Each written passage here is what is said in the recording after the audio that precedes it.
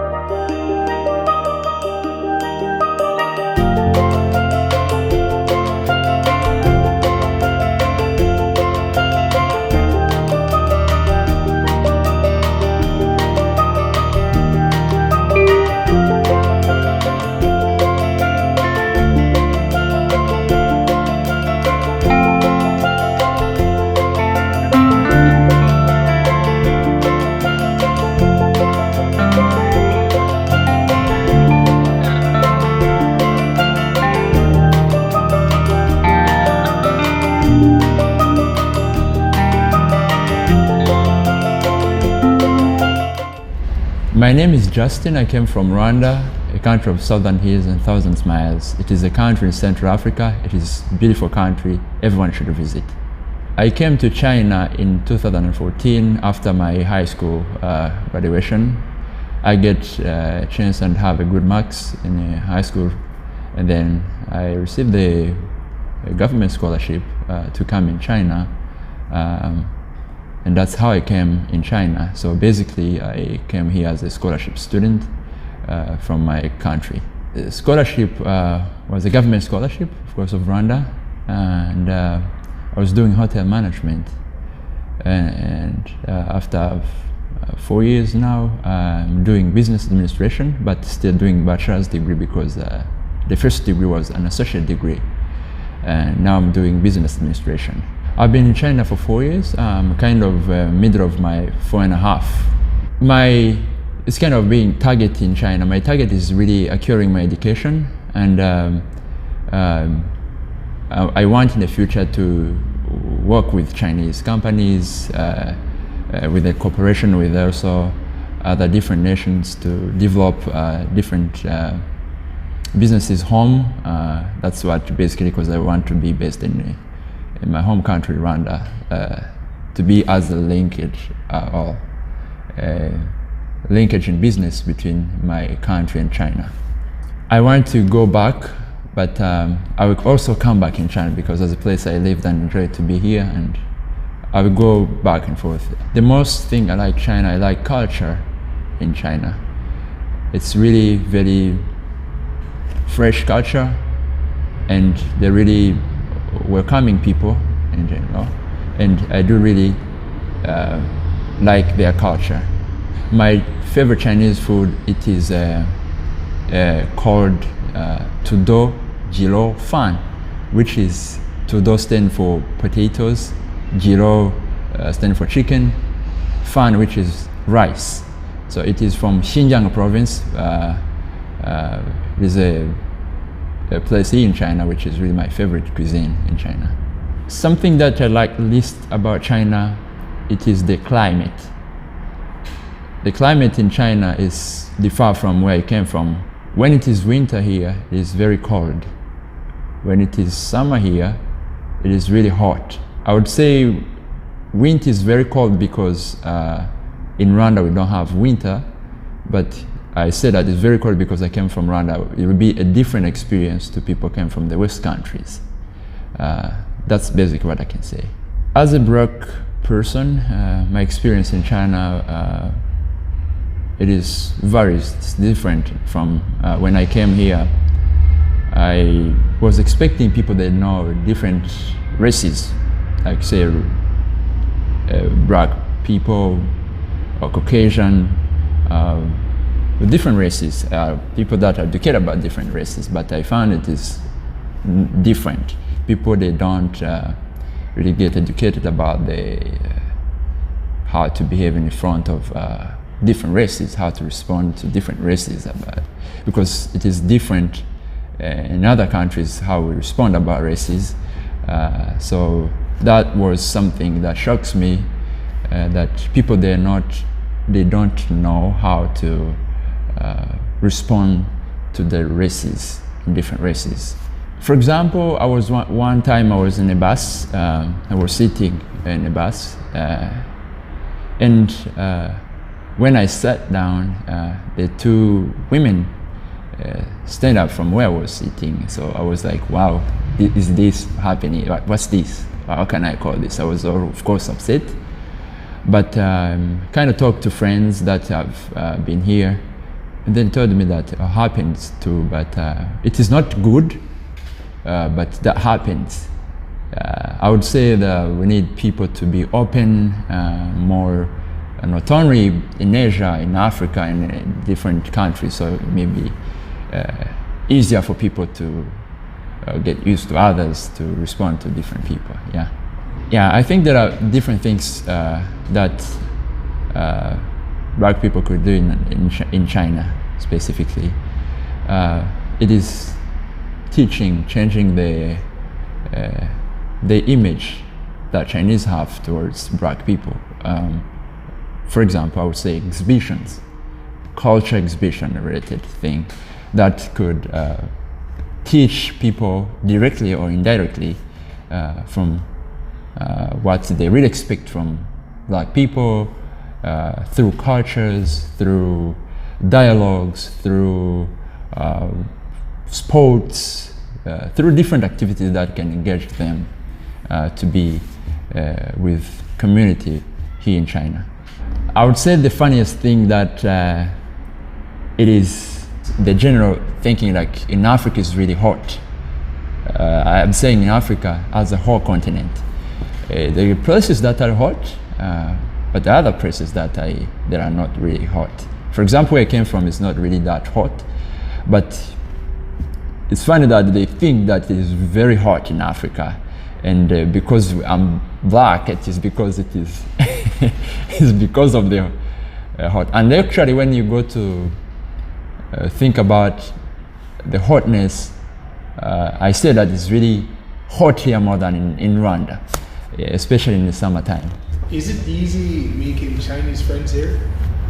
I'd say it is not that easy. I've been in China for 4 years and a half, but I have two friends for 4 years now, which is, I don't think it's, for this whole time to have just two friends that are Chinese. They are big population in the world, but I would expect that I will have many more Chinese friends. I just have two. The challenge is that, to be honest, China is open up now. It is very open now to different nations in African, European, American, different continents. And I would say the reason is that they are not open to the foreigner community. I would say to the Chinese, they're really open up to them. But for the foreigner, they still need some journey to make so that they'll be trusting people from outside to be friends with them. The general attitude towards black people in China, it is that we are black because it is hot. That's an attitude that I would say, but we are created like this. We are black from the start of the creation, for the people that believe in the creation. I maintain my hair. I have friends who are barbers. They shave me if I want to shave my hair. Yeah, he's a friend. He's a classmate who been shaving for last 4 years and a half.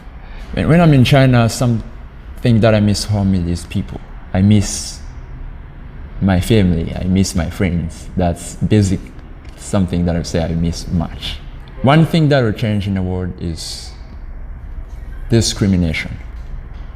Personally, I like people that are united. I would like people to be united.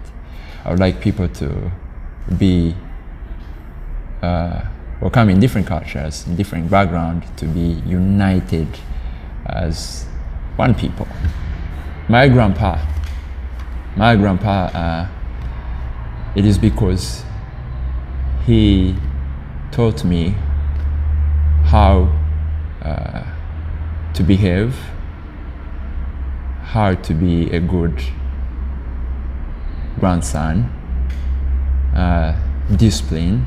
I have my parents, but also my grandpa is one of the person that really taught me that. Even my parents really did a great job, and they still do it until now. They're also my heroes. My proudest accomplishment is my degree. I graduated in hotel management last July, and it was my latest accomplishment that I did. And I'm expecting more to come, and I'm still young, and I'm courageous and committed to what I'm doing, and there is bright future coming.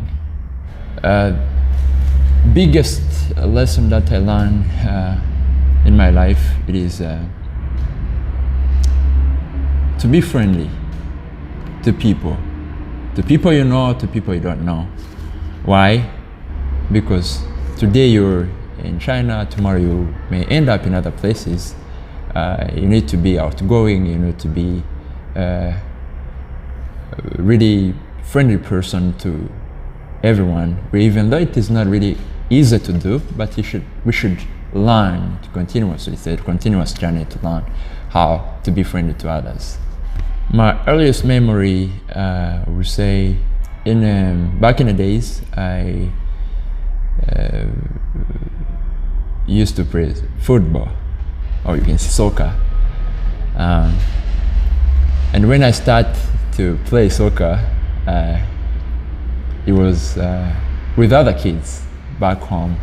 And one time I forget my sports shoes. I'm still a kind of kid, and unfortunately, when I came, I didn't find them.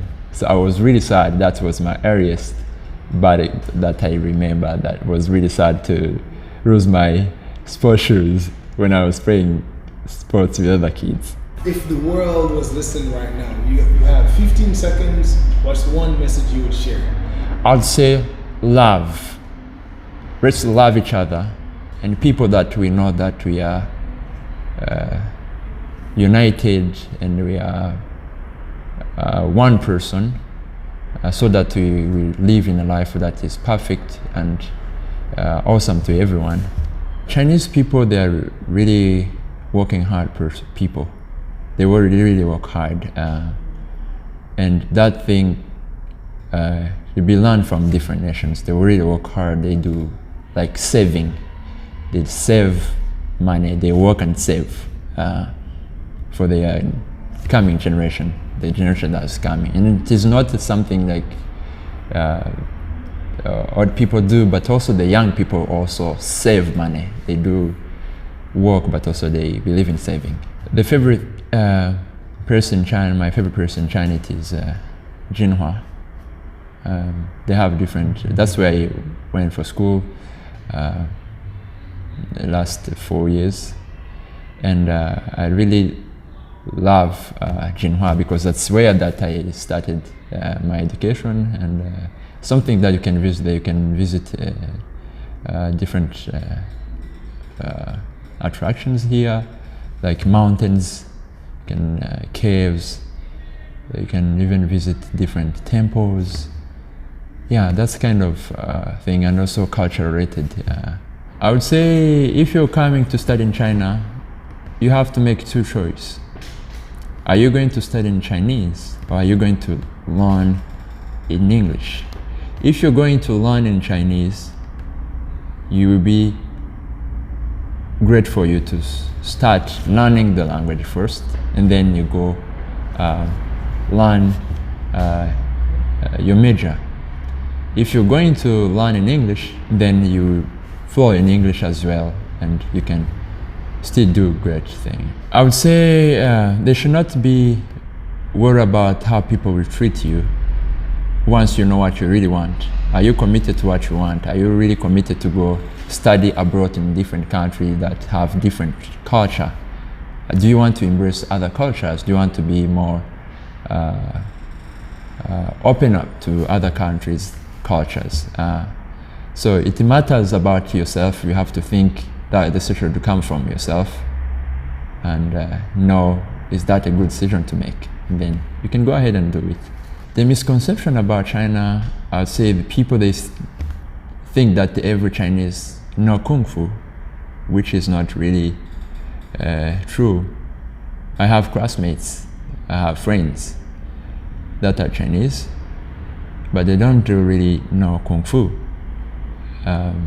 That is really misconception. People, they think that it is every Chinese know how to do Kung Fu and kind of stuff, but no, it is not. It's really misconception. The advice of learning language, it is, I would say, you can learn language in different ways, but basically Chinese language is complicated language because you have to learn characters. I think I would suggest people to come in China to learn language in China or outside China through different videos, through different teachers that teach online or based on different countries. 谢谢, that means thank you. I'd say something good that I do, it is that people, they don't know, it is I like to study. I do really like to study. I really like to learn different things. And that's, some of probably they know, others they don't know, but I do really like to study. And that's, studying doesn't stop because you are in a school, but you can still learn from also outside. China is welcoming many different nations, and they will be more and more open to different nations from different countries. It's really open, and we continue to be open. China is really open. It is open for everyone, and everyone should seize that opportunity and come to China and visit China and start businesses and do business with Chinese and learn the culture itself, learn different things. Here it is really comfortable with me, but a key to that, it is really to learn a language. If you learn Chinese language, that will help you in communication and to get to where you want to be. My impression before coming to China was that Chinese people, they know Kung Fu. Everyone know how to, because I used to watch Chinese movies. That's what I really know before, but was quite different when I arrived here. I would say in Asia in general, let's say an example in China, because that's the way I've been for 4 years and a half. The conception about foreigners is not really, at most of the Chinese culture, the Chinese people, they are not used to foreigners, but now they are getting more open, they're getting used to them. Like, it's quite different year to year. Chinese people, they're getting really different people from different nations, and it changed the mind, it changed how they respond to it, changed how they think about you when you're communicating with them, or you can speak your language. Wow, you're really good. You can explain more about your culture, and they really get interested to know more about you. I would say that's means. Yeah, I would say that's false belief, because there probably be people that really like to adventures. There are people that really like adventure, and they can go and so for the education, for example. For example, me, I'm in China for studying, and I go back when I graduate, and that is a means, because I'm here for learning. If you think, like, for example, me doing my education here, I will be learning from my parents or my country. No, I'm here for purpose of studying, and then I will go back home. And that is what it means, because we're really having working together to develop our countries in Africa, and we are more concerned about how we can develop our countries basing on knowledge we have, how we can implement our knowledge we learned from China, that we can also help our business in Rwanda and different knowledge that we learn in abroad, so we can implement it in our own countries, that knowledge that we need on our market home, that we may also transform our country to do great each and every day. Yeah. So black people that are adventurous and they travel to other countries, they're not running. It's not that they're running from their own kind. Yeah, they learn from adventures. That's the definition, because people, they learn from different purposes. The adventures for the education, different reasons. Yeah. You can find me on Facebook. I'm Justin Rusagara. On Instagram, I'm Justin Rusagara. Thank you so much for watching. If you would like to share your story or have us visit your region, send us a message on any of our social media platforms or via our website.